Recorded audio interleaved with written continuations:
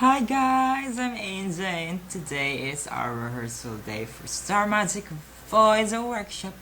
But it's so sad kasi tomorrow is our recital day and it's our last day na talaga as in super duper last as in Monday wala na. So, nakakasad. And, kanina sa rehearsal, okay yung rehearsal namin sa group namin. Pero yung sa lahatan na rehearsal, yung para sa dance, na-late kami kasi pumunta pa kami somewhere.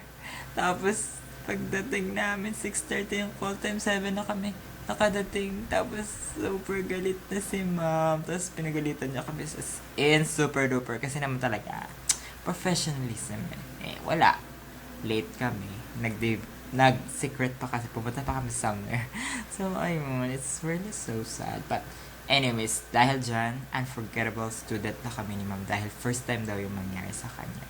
At tomorrow, we will show you our unforgettable performances. Kaya naman kailangan na natin mag-relax para bukas maganda ang voice ko. So, bye-bye. Punta na lang kayo sa Facebook para malaman nyo kung saan pumunta sa description box below. Bye! See you tomorrow. I'm so excited.